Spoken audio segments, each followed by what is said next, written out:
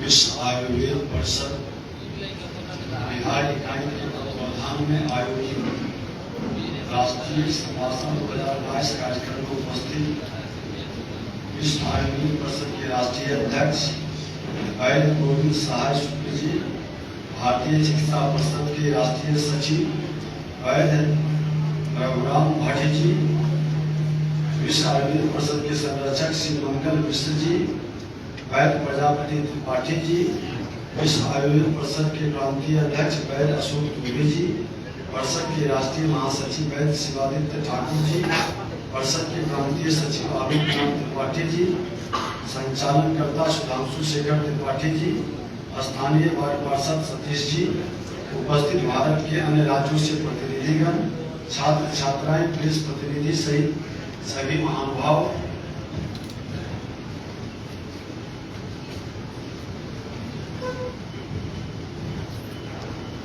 आयुर्वेद सब परिचित लगता है और ये ऐसा परिचित है कि लगता है कि इसके बारे में हम सब जानते हैं, कुछ नया जानने की जरूरत नहीं है। मतलब इतना अपना तो इसके साथ है, जबकि सच यही है। अभी आपके बड़ी में लेना है कर रहे हैं पूर्व वक्ताओं ने जो बताया, पूछ लीजिए, जब उस में हम गोता लगाते हैं तो लगता है कुछ नहीं जानते, इतना विदग्ध है। लेकिन सच है कि आयुर्वेद से हमारा पुराना रिश्ता है। आयुर्वेद से जो अपनत्व की भाव अंतर आत्मा से निकलती है, ये अपनत्व को सजाने की, संभालने की, लोगों तक पहुंचाने की, इसकी विश्वसनीयता को बढ़ाने की जरूरत है। हम घर के अंदर अपने दैनिक जीवन चर्चा में इसका उपयोग करते हैं। जो कुछ भी पढ़े लिखे नहीं है वो भी आयुर्वेद का कार्यों से, आयुर्वेद उपयोग करने से हमें अवगत कराते हैं। अभी आपके राष्ट्रीय अध्यक्ष बता रहे थे कि हम अपने दैनिक जीवन जीने की व्यवस्था में आयुर्वेद का उपयोग करते हैं, जानते हैं कि इसका क्या महत्व है। अपने पूर्वजों के द्वारा, अपने अग्रजों के द्वारा, लेकिन इसकी जो वास्तविक लाभकारी पहलू है कि इसकी मात्रा क्या हो, इसकी अवधि क्या हो, इसका समय क्या हो, ये लुप्त हो गया, ये विस्मृत हो गया। और ज्यादा इसका महत्व हमारी प्रकृति से जुड़ा है, प्रकृति के दिनचर्या से जुड़ा है, मौसम से जुड़ा है। हम अगर जो उसका सही सदुपयोग करें तो उसका ज्यादा लाभ होगा। ये मैं नहीं कह रहा, ये आप ही लोगों का कथन है और आप ही लोगों से सुना है। इसकी जरूरत है। ये शोध का जो वर्षों की कहीं न कहीं गुलाम मानसिकता में लोगों ने भटकाने का प्रयास किया, पुनर्जागरण का वर्ष है। और हमारा जब भी पुनर्जागरण हुआ है राष्ट्र का,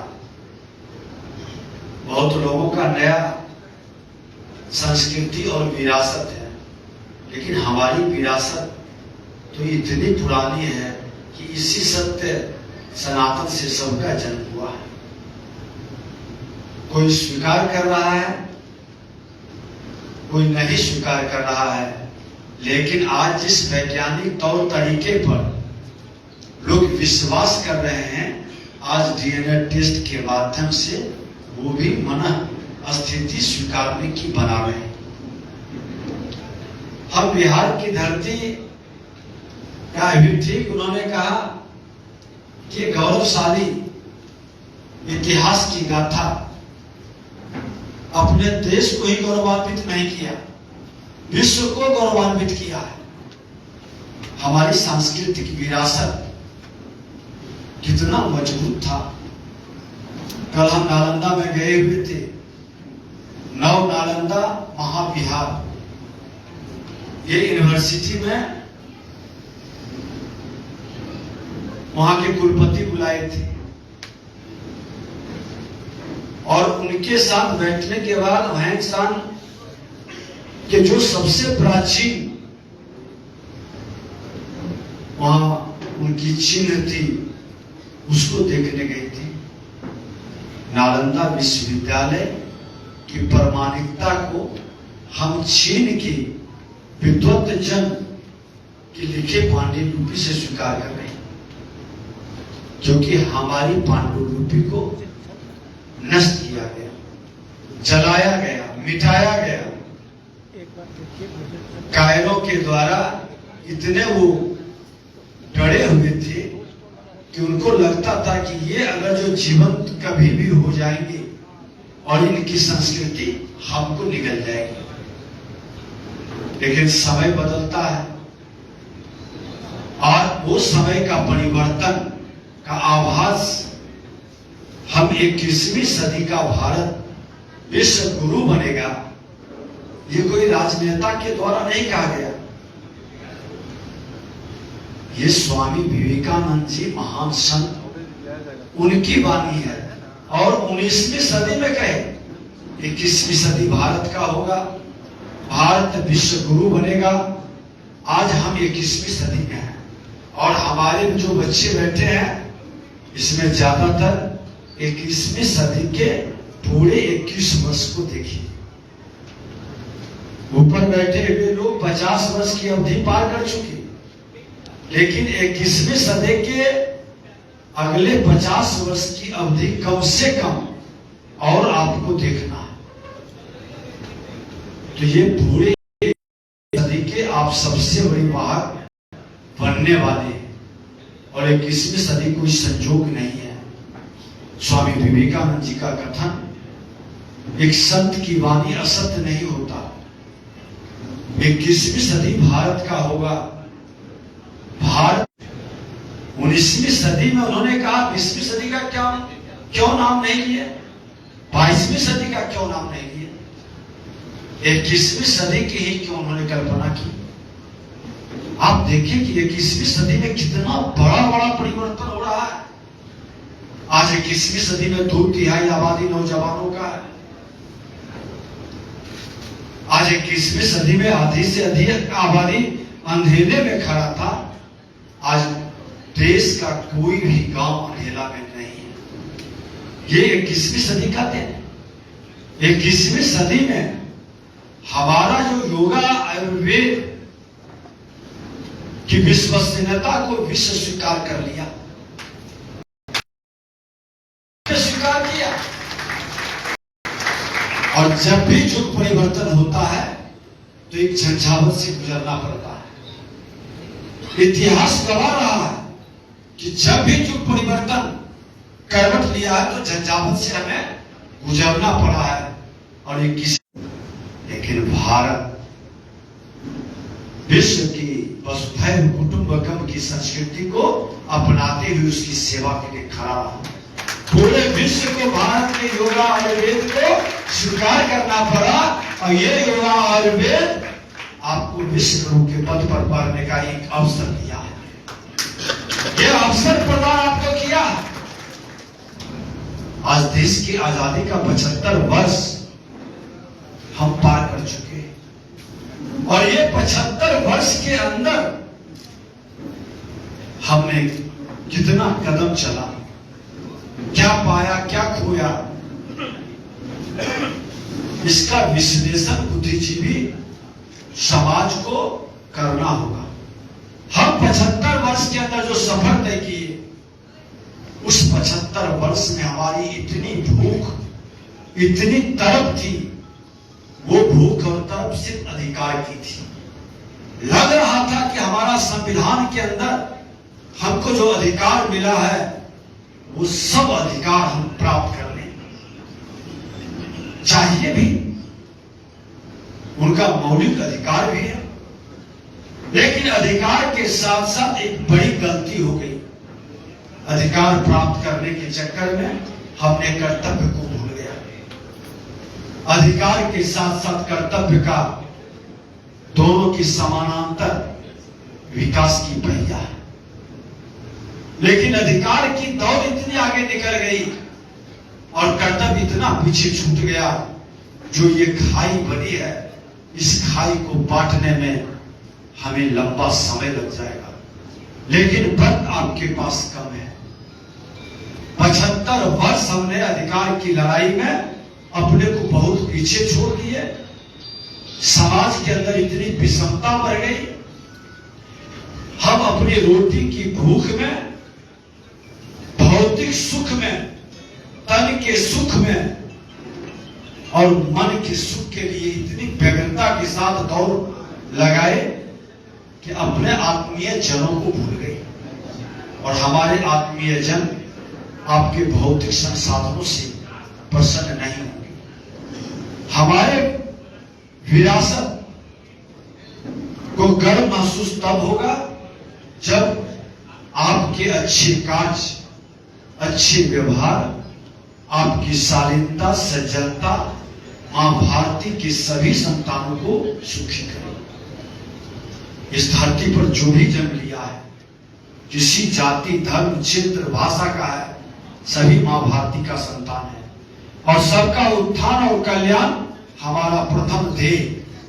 इस ध्येय की पूर्ति के लिए 21वीं सदी से बेहतर अवसर नहीं आएगा। और ये अवसर में आज एक मजबूत नेतृत्व भी राष्ट्र की सबलता और प्रबलता को आगे बढ़ा रहा। इस मजबूत नेतृत्व को साथ देने की हम सबकी जिम्मेवारी नहीं। भटकाव की ओर बहुत सारे ले जा रहे हैं। 2/3 आबादी जो नौजवानों की है वो चौराहे पर खड़ा है, और चौराहे पर खड़ा उन नौजवानों के मन के अंदर एक सकारात्मक भाव लाने की जरूरत है।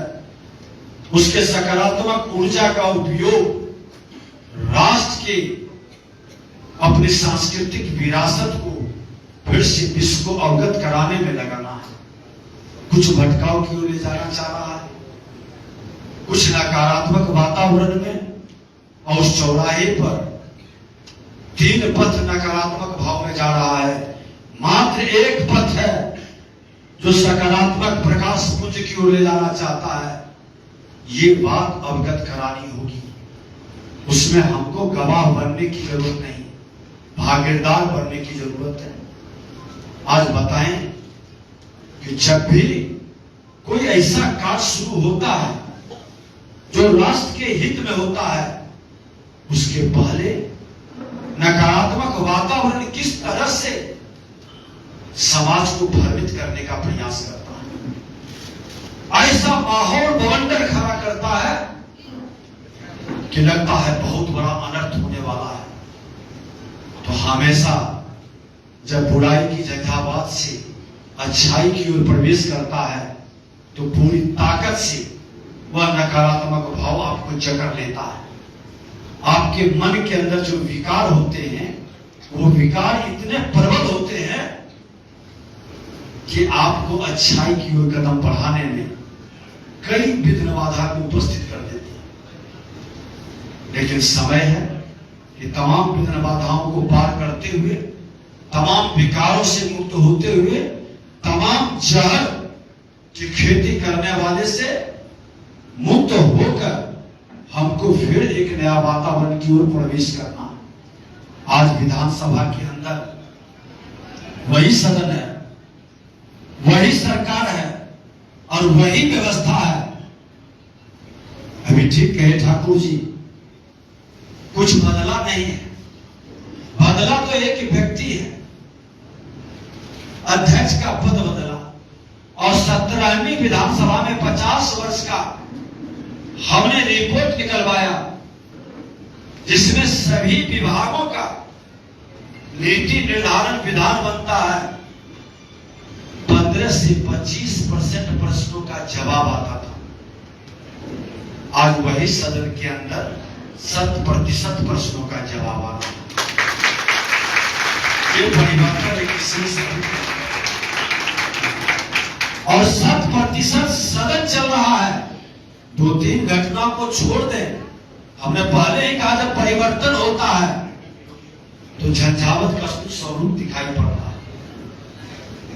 100% सदन भी चल रही है, और हमने तमाम माननीय विधायकों के बीच देश का पहला विधानसभा ये बना जो संविधान के मूल संविधान के पाठ को जरूर एक बार देखना चाहिएगा।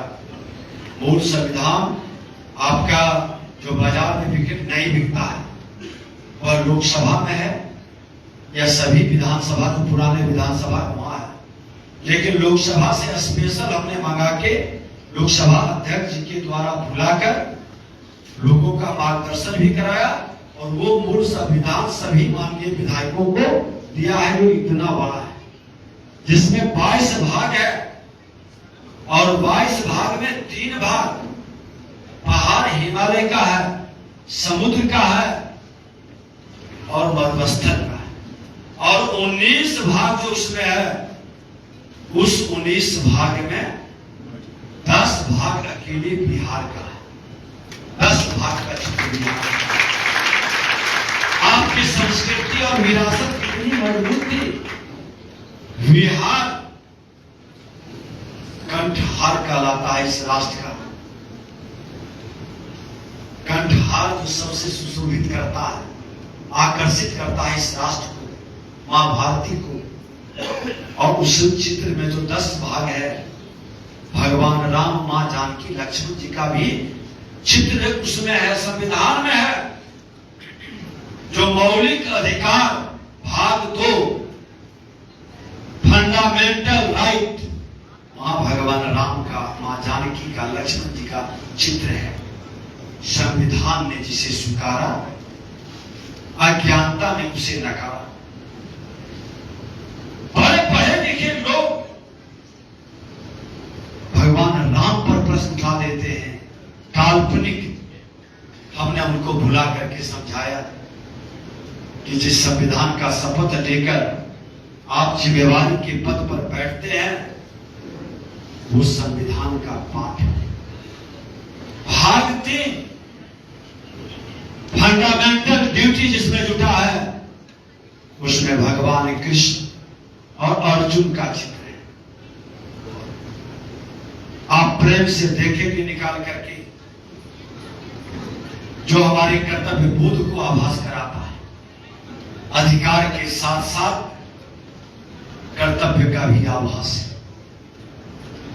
ये ज्ञान संविधान में हमारे पूर्वजों ने दिया है, और इस संविधान का जानकारी आप जैसे बुद्धिजीवियों को, चिकित्सा से जुड़े लोगों को निश्चित तौर पर होनी चाहिए।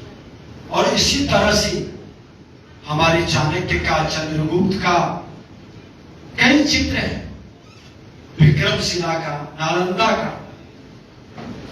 और इतनी सारी विरासत के बाद हम ठहर क्यों रुक गई विरासत? क्यों ठहर गया विरासत? हम जाते हैं तो देखते हैं हर राज्य के बच्चे हमारे बैठे हैं। सारा राज्य मेरे मां भारती के ही तो अंग है, उसी का तो सभी संतान है। और मां भारती को उस गौरवशाली सिंहासन पर बैठाना सभी पुत्रों की जिम्मेवारी है। सब मिलकर अगर तो हम संकल्प लेंगे तो असंभव है क्या? विश्व के जो सबसे गरीब कंट्री था, जिसकी विरासत और संस्कृति हम पर आधारित था, आबादी हमसे बड़ा था,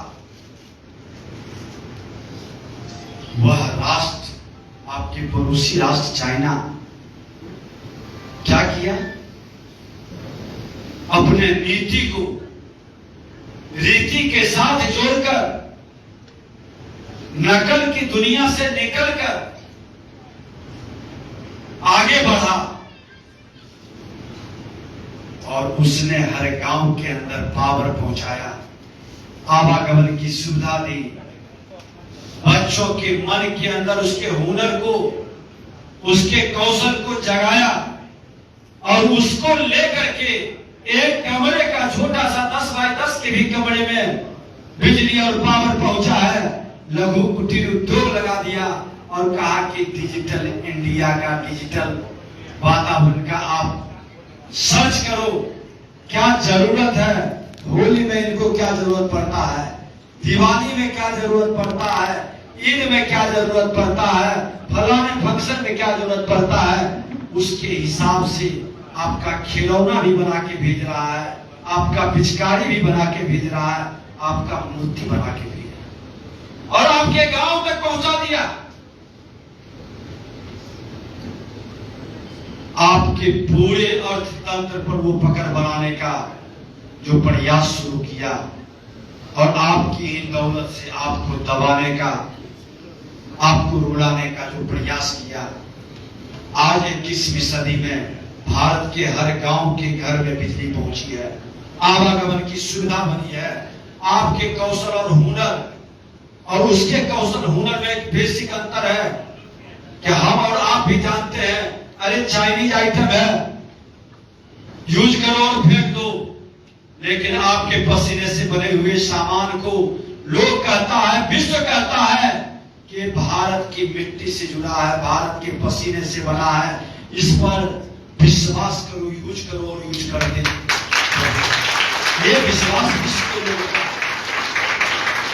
आज कोरोना काल में चाइना पर लोगों ने विश्वास नहीं किया, उन्होंने कहा ये बीमारी फैलाने वाला है, लेकिन भारत बीमारी को रोकने वाला। आज यहाँ का कोई एक डॉक्टर आयुर्वेद का, कोई एक योगा कराने वाला योग गुरु जाता है तो विश्व उसे पूजता है, विश्व से स्वीकार करता है, विश्वास उसको होता है कि नहीं ये जुनून है, सही है। ये अवसर आपको मिल रहा है, हम क्यों नहीं हमारे देश के 2/3 आबादी नौजवानों की अपने हुनर और कौशल से विश्व की आवश्यकता की पूर्ति के लिए संकल्प ले ले। और जब हम आजादी के शताब्दी वर्ष मनाएंगे, इस 25 वर्ष के अंदर हर गांव के अंदर हमारे हाथों का बना हुआ सामान पहुंच जाए, ये संकल्प को पूरा करने के लिए हमको आपको एक माहौल खड़ा कर देना है। कौन कहता है कि हम आगे नहीं बढ़ सकते? एक स्वामी विवेकानंद जाकर के पूरे विश्व को झुका दिए। कल ही कह रहे थे वहां नालंदा के अंदर, और एक विद्वत जन थे वहां, कई बौद्धिस्ट से जुड़े लोग थे, स्वामी विवेकानंद की उस स्मृति को बता रही थी कि गीता को सबसे नीचे रखा और बाकी ग्रंथ को सबसे ऊपर और सबसे ऊपर बाइबल रखा, और कहा कि ये आउटडेटेड हो गया, बहुत पुराना है, अब इसकी जरूरत नहीं है, ये सबसे लेटेस्ट है। लेकिन गीता का ज्ञान जब उस किताब को निकाला तो सभी किताब गिर गया। स्वामी जी ने कहा कि आपने सच कहा, नीम का आधार यही था, आपका फाउंडेशन था ये, और आपने इसे खींच लिया तो मानवता का सौभाग्य था। समाप्त हो गई संसद सनातन को जब जब स्वीकार हुआ और विश्व ने इसे स्वीकारा, वसुधैव कुटुंबकम का भाव बढ़ा। जब ने इसे नकारा है, विश्व के अंदर बहुत सारी कई ऐसी बीमारियां, कई ऐसी भ्रांतियां, कई ऐसी परेशानियां बढ़ी है, और आज पूरा विश्व का 2/3 आबादी बुढ़ापा की ओर कदम बढ़ा दिया। बड़े बड़े कंट्री बुढ़ापा की ओर कदम बढ़ा दिया। आप उठा करके देखेंगे, चाइना ऐसा कंट्री में नौजवानों की कमी है, बूढ़ा वृद्ध लोगों की संख्या बढ़ गई है। पूरा विश्व भारत की ओर देख रहा है, भारत से अपेक्षा रख रहा है, और भारत के अंदर बैठे हुए मुट्ठी भर लोग यहाँ के नौजवानों के अंधकार की गुफा में घुसाने के लिए जो खेल खेल रहे हैं, उनको हताशा और निराशा हाथ लगेगी, और एक वातावरण बनेगा जो इस राष्ट्र को मजबूती प्रदान करने के लिए जो सबल नेतृत्व के माध्यम से कदम बढ़ा है, वह रुकेगा नहीं, क्योंकि स्वामी विवेकानंद जी की भविष्यवाणी कभी असत्य नहीं हो सकती।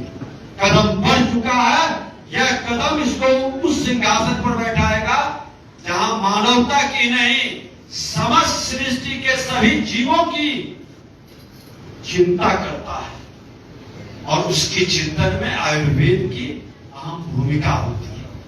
आयुर्वेद प्रकृति के निकट लाता है। कोरोना काल में जो प्रकृति से दूर हुआ वो ज्यादा परेशान हुआ, जो प्रकृति के निकट रहा उसकी परेशानी कम हुई। जो प्रकृति का सम्मान करता है, प्रकृति से प्रेम करता है, प्रकृति उसको भी वरदान देती है। आज आपको बता दें, काफी देर से आप बैठे हैं, विधानसभा के अंदर महामहिम राष्ट्रपति महोदय आए और उन्होंने हमने आग्रह किया था कि एक कार्यक्रम मैं चलाना चाहता हूं, क्या विधानसभा से विधायकी कार्य के लिए हो? क्या विधायक जनता के विश्वास को जीत कर आता है? उसके मन के अंदर सेवा का भाव का वातावरण क्यों न? विधायिका के प्रति जो अविश्वसनीयता बढ़ रही है, उसको विश्वसनीयता बढ़ाने का कार्य क्यों न हो? और माननीय प्रधानमंत्री जी से भी चर्चा हुई। महामहिम राष्ट्रपति महोदय के द्वारा सामाजिक नैतिक संकल्प अभियान एक हमने शुरू किया, जिसको देश भर के सभी स्पीकर पीठासीन अधिकारियों की बैठक में लोकसभा अध्यक्ष जी के सामने इस विषय को रखा गया। सभी ने इसे सराहा और स्वीकारा, और बिहार की धरती से यह अभियान शुरू हुआ। हमने कहा कि हमें गुरु बनने के पहले अपने आप का गुरु बनना है, अपने परिवार का गुरु बनना है, अपने घर से शुरू करना है। राष्ट्रपति महोदय ने वो लाइव हुआ था, पूरा देश दिखा था। मैंने अब पहला मैं स्वयं और मेरा परिवार ये संकल्प को लिया कि 5 सामाजिक अभिशाप से मुक्त मेरा परिवार नशा मुक्त, जो आपके आयुर्वेद का प्रथम सिद्धांत है। नशा मुक्त मेरा परिवार हो। हमने कहा कि हम अपने घर पर लिख करके बोर्ड लगाए कि मेरा परिवार नशा मुक्त, मेरे परिवार का हर सदस्य नशा मुक्त। दूसरा, मेरा परिवार अपराध मुक्त। अपराध सामाजिक हो या आर्थिक हो, भ्रष्टाचारी के वातावरण से मेरा परिवार अपराध मुक्त। मेरा परिवार बाल विवाह मुक्त, मेरा परिवार बाल श्रमिक मुक्त, मेरा परिवार दहेज मुक्त। 5 अभिशाप से मेरा परिवार मुक्त है, और ये बोर्ड हमने लगा दिया। इसमें कहां किसी की अनुदान की जरूरत है, कहां सरकार के दान की जरूरत है। ये तो अपना संकल्प है। अगर तो आप मन के अंदर आज ये भाव ले लें, क्योंकि आप समाज के एक युग के नागरिक के साथ साथ 21वीं सदी के वाहक भी है, आज से अपने घर पर लगा दें और कहें कि ये 5 अभिशाप से मेरा परिवार मुक्त होगा। अगर जो मेरे चाचा, मेरे पिता, मेरे दादा तंबाकू तक भी खाते हैं, कहें कि मेरे लिए आप छोड़ दें, नशा मुक्त इस परिवार को बना दें, अपराध मुक्त मेरा परिवार बन जाए, बाल विवाह मुक्त, बाल श्रमिक मुक्त, दहेज मुक्त। क्या इसमें किसी की जरूरत है? यहाँ बेटा और बेटी दोनों बैठे हैं, हम संकल्प ले लें कि हम दहेज मुक्त बनाएंगे। अभी हम भी आए थे, ठाकुर जी बच्चे की शादी की है। मेरा बेटा और बेटी IIT किए हुए, और IIM कर करके कार्ड में हमने छपा दिया कि मेरा परिवार नशा मुक्त, अपराध मुक्त, बाल श्रमिक मुक्त, बाल विवाह मुक्त, दहेज मुक्त कार्ड पर छपा दिया। हमने कहा कि इसको हर व्यक्ति को स्वीकारना चाहिए और हमारा परिवार 5 सामाजिक वरदान से युक्त है। बोलिए। इस वरदान में आपकी बड़ी भूमिका है। मेरा परिवार स्वच्छता युक्त, क्योंकि बीमारी का सबसे बड़ा कारण गंदगी है, तो स्वच्छता युक्त मेरा परिवार हो, मेरा परिवार योगा और वेद युक्त हो। हर परिवार को मन के अंदर यह संकल्प दिला देना कि आप लिखें कि योगा और आयुर्वेद युक्त हमारा परिवार हो। आज उस योगा आयुर्वेद को जो मेरे दादा दादी नाना नानी सब बताती है, बैजनाथ की दवाएं जब से जन्म लिया हम लोग तब से जाने। बहुत सारे लोग ऐसे हैं, हल्दी गर्म दूध में पी लो सर्दी हो गया है, फलाना चीज आदि का चाय पिला दो, क्या है? यही तो योगा आयुर्वेद है। और इस आयुर्वेद को घर के अंदर बताना, एक एक जो यहाँ डॉक्टर बैठे हैं कुछ नहीं, आज से ये संकल्प ले लें कि हम विद्यालय के अंदर जाएंगे। मैंने सभी विधायक को कहा है कि योगा आयुर्वेद के डॉक्टर को सिवान में इनके कार्यक्रम में गए थे, प्रिंसिपल साहब को वहां हमने कहा था कि सभी माननीय विधायक योगा आयुर्वेद के डॉक्टर को अध्यक्ष आप होते हैं, वो जाकर एक बार बच्चों को आधे घंटे का क्लास में उसे समझाएं, उसके मन के अंदर ये विषय को जगाएं। आप देखिए तो आपकी डिमांड कैसे होती है, आपका महत्व और आपका कुछ जो सोया हुआ था कैसे। शुद्ध जल बीमारी के लिए कितना मुक्त होने के लिए कितना आवश्यक, प्राकृतिक युक्त, ये सब आपका योगा से जुड़ा है।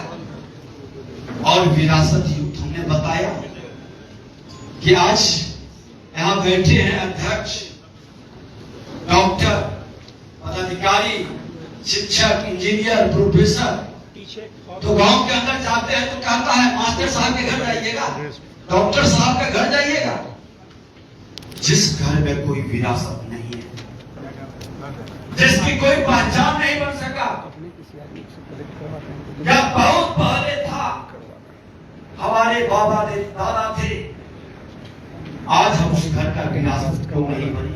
मेरे नाम से वो घर क्यों नहीं जाना जाए?